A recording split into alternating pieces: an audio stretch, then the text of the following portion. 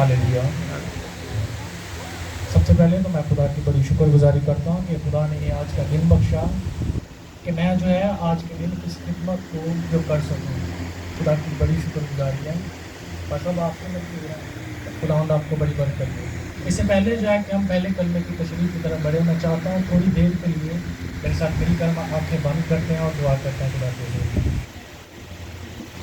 Hallelujah. खुदा सलूस तेरी बड़ी शुक्रगुजारी करता हूँ कि जो जिंदा खुदा है और ये आसमान तेरा तख्त है और ज़मीन तेरे पाँव की चौकी है खुदावन।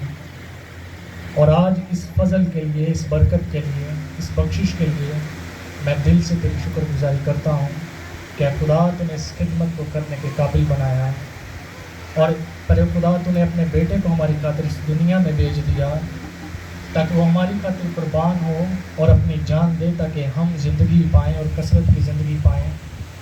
और इसका इरादा तो बनाए आलम से पेशतर था, लेकिन इसका इजहार आखिर ज़माना में हुआ जब इसका वक्त पूरा हो गया। तेरी बड़ी शुक्रगुजारी है। और आज हम तेरे हुजूर में जमा हैं ताकि सलीब के पैगाम को समझ सकें। सो तो हमारी बड़ी मुहाफ़ज़त करना, निगहबानी करना, अपनी सोचें, अपने ख्याल हम तेरे ताबे करते हैं खुदावन। और उन तमाम के लिए बरकत चाहता हूँ और अल्फाज की तरतीब चाहता है खुदा जो आज इस खिदमत को करते हैं।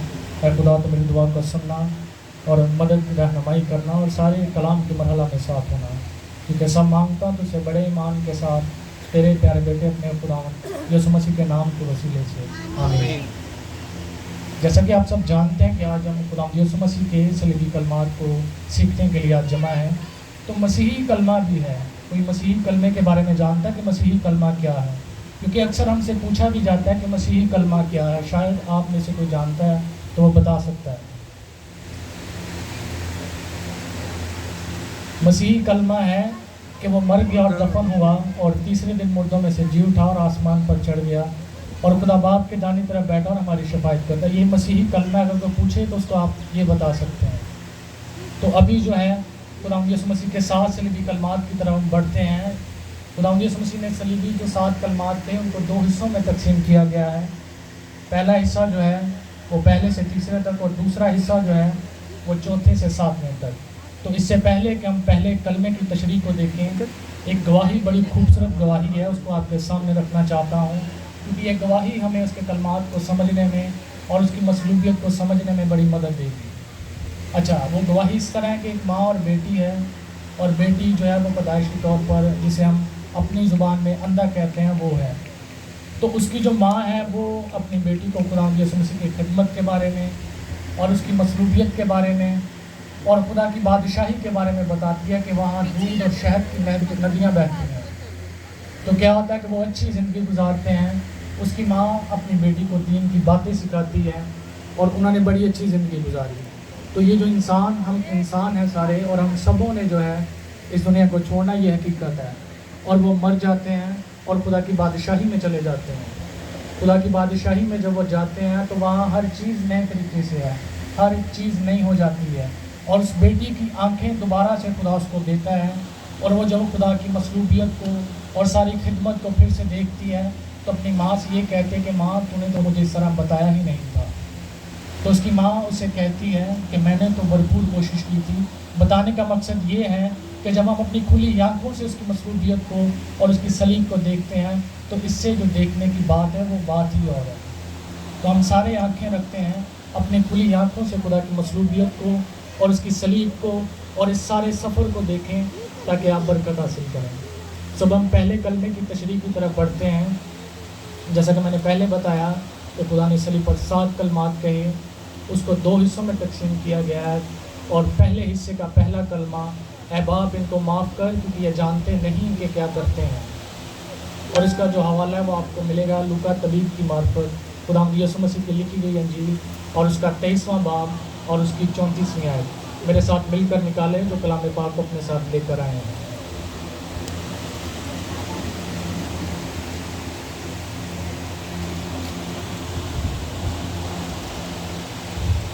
ऐ बाप इनको माफ़ कर क्योंकि ये जानते नहीं कि क्या करते हैं। और ये पहला कलमा, इसको माफ़ी का कलमा भी कहते हैं, और इसको खुदावंद यीशु मसीह के आने वाले दुखों में से 5वीं खुशखबरी भी कहा जाता है।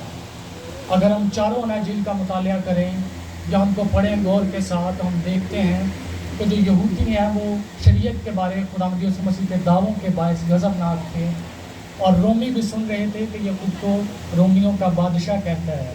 मतलब खुदावंद यीशु मसीह ने उस वक्त तमाम दुनिया को हिलाया हुआ था, और बाइबल की एक आयत भी है कि देखो जहाँ उसका पैरों हो चला।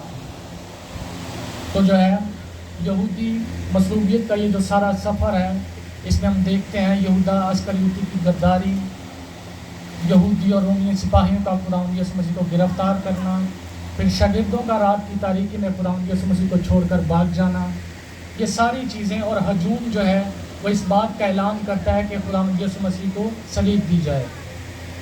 तो ये जो सारी बातें हैं, इनके बावजूद जो है खुदावंद यीशु मसीह जो है वो सलीब उठाए गलगता की तरफ जाता है। खोपड़ी का मकाम जहाँ उसको मसलूब किया जाना है, उस मकाम की तरफ रवा दवा है, और यहाँ बाइबल मुकद्दस की एक पेशन गोई पूरी होती है। वो सताया गया तो भी इसने बर्दाश्त की और मुंह ना खोला। खुदावंद यीशु मसीह यहाँ इस मकाम पर सलीब पर हैं, मसलूब किया गया। खुदावंद यीशु मसीह हवा में मुअल्लक हैं, और जो है सलीब देने वाले और कोड़े मारने वाले सारे सामने थे, लेकिन यहाँ खुदावंद यीशु मसीह उन्हें खुशखबरी देते हैं, जो कि हरफ़े आकर है, जो वो सलीब पर लिख गया और अपने खून से लिख गया। जब हम किसी को पूरे जज्बात से पुकारते हैं तो तब नुक्ता अरूज पर हम पहुंच जाते हैं, और खुदावंद यीशु मसीह यहाँ भी खुदा को पुकारता है जो उसके दिल के सबसे ज़्यादा करीब है।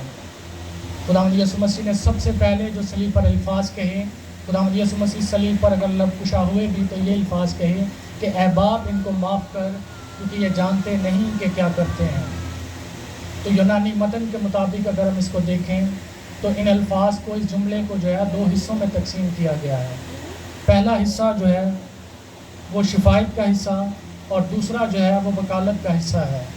पहले हिस्से को अगर हम देखें तो खुदावंद यीशु मसीह ने जो है यहाँ अपने इस दुनिया में आने के मकसद को रख दिया कि ऐ बाप इनको माफ़ कर, क्योंकि ये जानते नहीं कि क्या करते हैं। खुदावंद यीशु मसीह ने इस बात को सबके सामने रख दिया, और ये जो माफ़ी थी, ये माफ़ी पहले आदम से लेकर इस दुनिया का जो आने वाला आखिरी आदम या आखिरी इंसान है उस तक के लिए मांगी गई। ऐ बाप इनको माफ़ कर।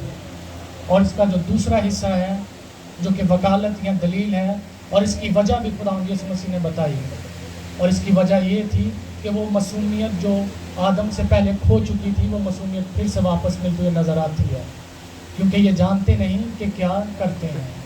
और यहाँ हमें एक और पेशन गोई पूरी देखते मिलते हैं, जिसके अल्फाज कुछ यूँ हैं कि उसने बथेरों के गुनाह उठा लिए और गुनाहगारों की शफायत की। और ये जो खुशखबरी है, खुदावंद यीशु मसीह भी इस खुशखबरी को करने में हक बजानिब है। खुदावंद यीशु मसीह हर जाना अदा करने को है, और उसने अपना खून दे दिया, अपनी ज़िंदगी दे दी, और कफ़ारे का काम पूरा करने को है। और खुदावंद यीशु मसीह इस हक को पूरे हक के साथ खुदा के सामने रखते हैं। इस दरख्वास्त को करने में हक बजानिब है, ऐ बाप इनको माफ़ कर, क्योंकि ये जानते नहीं कि क्या करते हैं। और ये खुशखबरी अगर हम देखें तो उसकी जो है तालीमात और उसके मोजज़ात और तमसीलात का निचोड़ है। अगर हम मोजज़ात को देखें तो खुदावंद यीशु मसीह ने कहा कि जा तेरे गुनाह माफ़ हुए। तमसीलात में से तमसील को देखें तो बाप जो है वो बेटे के इंतज़ार में बाहें फैलाए खड़ा है कि मेरा बेटा कब मेरे पास आता है और मैं उसको वापस अपने पास ले आऊँ। और तालीमात के बारे में देखें तो खुदावंद यीशु मसीह ने अपनी खिदमत के आगाज़ से ही कहा कि अपने दुश्मनों के लिए दुआ करो, अपने दुश्मनों को माफ़ करो। और ये सबूत, ये अमल हमारे मुनज्जिर खुदावंद यीशु मसीह ने सलीब पर कर दिखाया। और ये अल्फाज कहे, माफ़ी के अल्फाज, और सारे ज़माने के माथे पर लिख दिया, ऐ बाप इनको माफ़ कर। एक और बड़ी अहम बात मेरे और आपके लिए कि खुदावंद यीशु मसीह ज़िंदा है, और जो ज़िंदा है वो ही किसी के लिए माफ़ी चाह सकता है या माफ़ कर सकता है, क्योंकि जो मुर्दा है उसमें अकड़ है और वो किसी को माफ़ नहीं कर सकता। सो हमारे लिए भी ये है कि हम खुद को ज़िंदा रखें और दूसरों को माफ़ करें। और इस कलमे में से जो है हम अपने लिए आज हासिल कलाम को देखें तो खुदावंद यीशु मसीह हमारे साथ मुखातिब हैं और कलाम करते हैं। और इसके लिए हम कलाम में से दो हवालों को देखते हैं। पहला हवाला जो है वो मत्ती की इंजील और उसका 6वां बाब और उसकी 14वीं आयत, اور دوسرا حوالہ جو ہے وہ لوکا طبیب کی مارفت لکھی گئی خداوند یسوع مسیح کی انجیل اور اس کا 6واں باب اور اس کی جو ہے 37ویں آیت ہے۔ پہلا جو حوالہ تلاوت کیا گیا، پڑھا گیا، بولا گیا، اس میں ہے کہ خلاصی دو تاکہ تم بھی خلاصی پاؤ، اور جو دوسرا حصہ ہے معاف کرو تاکہ تمہیں بھی معاف کیا جائے۔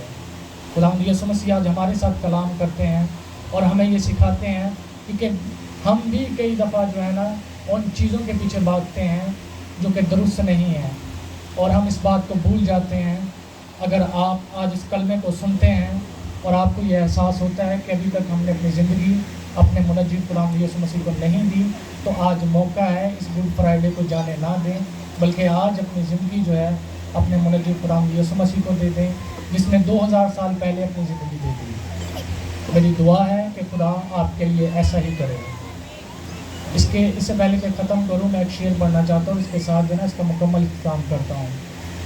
پادری پروفیسر مشتاق صاحب کا شعر ہے، بڑا خوبصورت مسیحی شعر ہے، جس کے الفاظ کچھ یوں ہیں۔